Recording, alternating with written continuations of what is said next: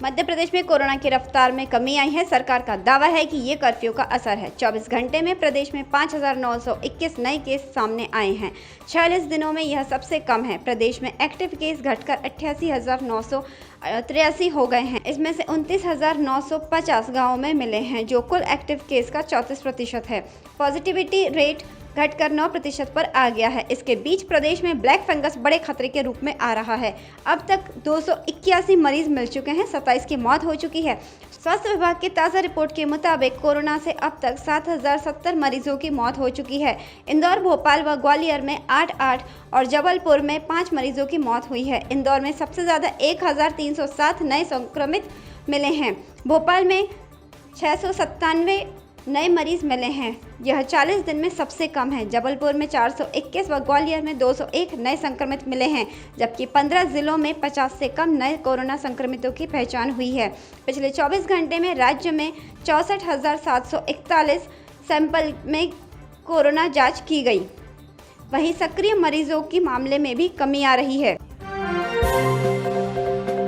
सरकार ने kill corona अभियान की शुरुआत की है। गांव-गांव जाकर स्वास्थ्य विभाग को जांच करनी थी। कागजों में सब ठीक है, हकीकत इससे जुदा है। भिंड जिला मुख्यालय से करीब 90 किलोमीटर दूर स्थित गेंथरी गांव में पिछले 1 महीने से बुखार फैला है। घर घर में बुखार, सर्दी, जुकाम, खांसी के मरीज हैं। इस गांव में 80% लोगों को इस तरह के लक्षण थे, जो कि कोविड से मिलते हैं। फिर भी किसी ने जाँच के लिए गाँव में स्वास्थ्य विभाग की टीम नहीं आई।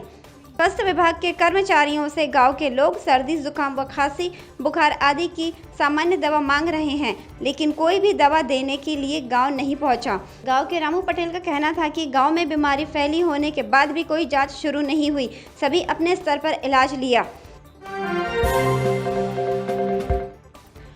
मध्य प्रदेश के सबसे बड़े गेहूं उत्पादक और कृषि मंत्री कमल पटेल के गृहस्थ जिला हरदा में 5 किसान जलदान कर रहे हैं। नहर में 15 मई से पानी आना बंद हो गया है। आसपास के गांव की मूंग की फसल को पानी की सख्त ज़रूरत है। जिन किसानों के पास सिंचाई के लिए अन्य साधन नहीं थे, उन्हें परेशानी होने लगी। कुछ किसानों की फसल सूखने लगी तो 5 किसान आगे आए। उन्होंने अपने तालाब और ट्यूबवेल से नहर में पानी देने लगे। इससे 1.5 से 2 किलोमीटर एरिया की सिंचाई हो सकेगी।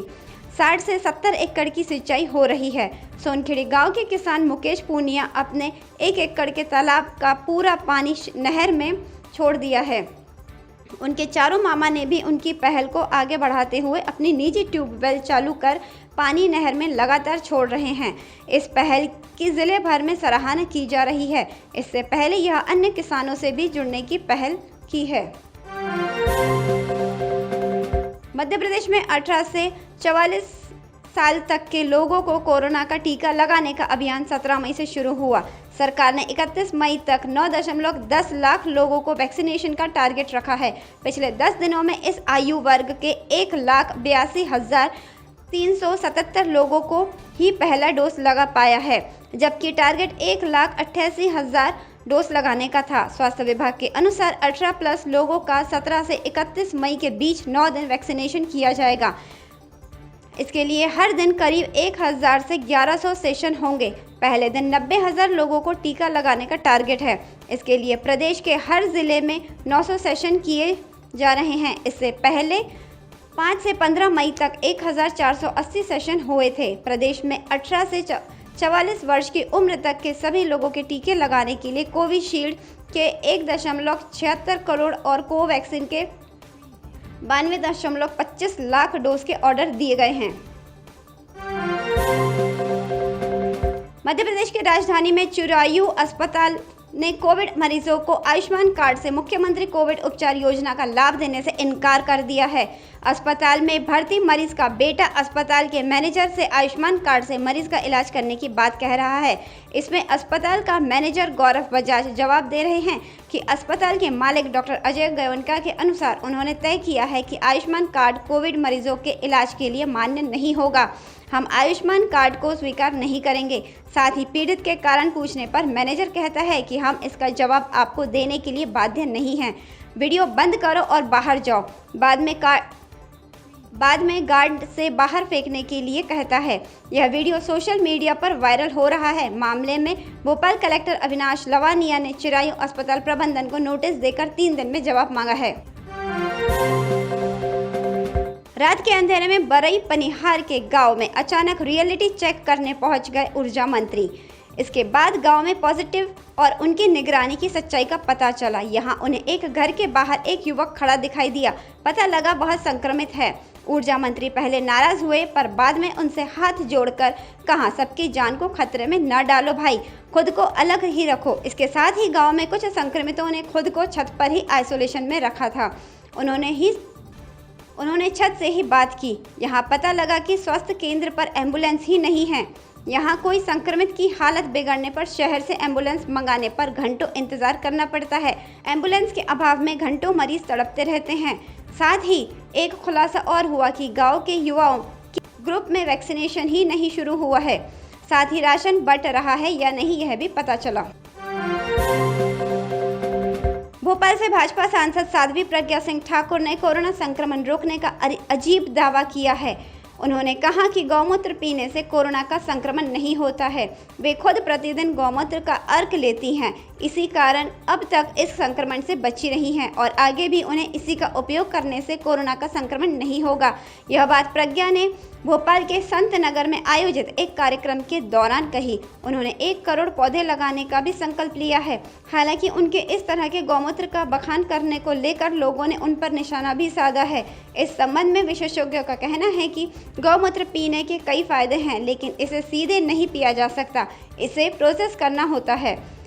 सांसद ने कहा कि देसी गाय के गौमूत्र अर्क अगर हम लेते हैं तो हमारे फेफड़ों का संक्रमण खत्म होता है। मैं बहुत तकलीफ में हूँ, लेकिन प्रतिदिन गौमूत्र अर्क लेती हूँ, इसलिए अभी मुझे कोरोना के लिए कोई औषधि नहीं लेनी पड़ रही।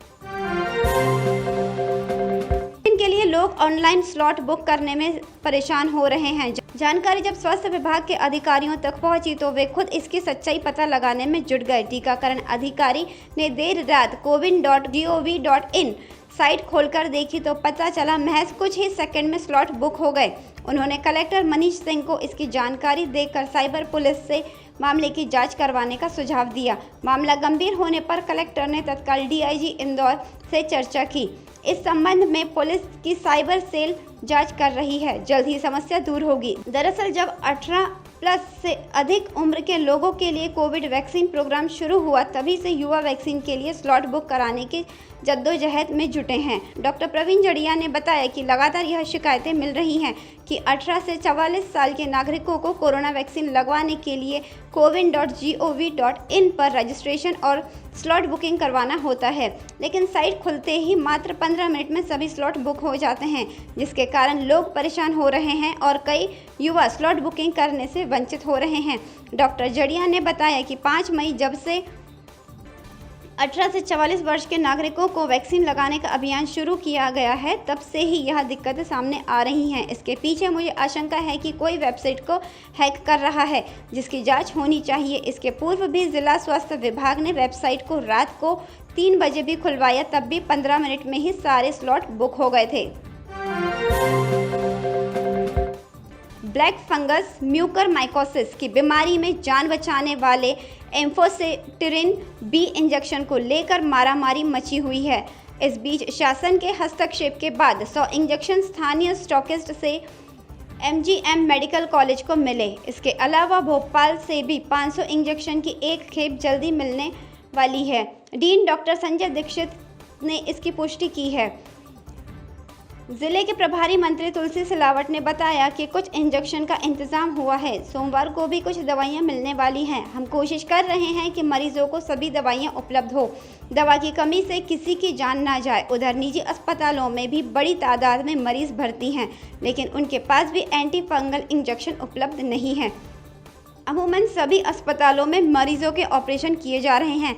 म्यूकरमाइकोसिस के मरीजों में आंखों की समस्या के मरीजों की संख्या ज़्यादा है। हालांकि सोमवार को विदेश से कुछ एंटी फंगल कैप्सूल मिलने की भी संभावना जताई जा रही है।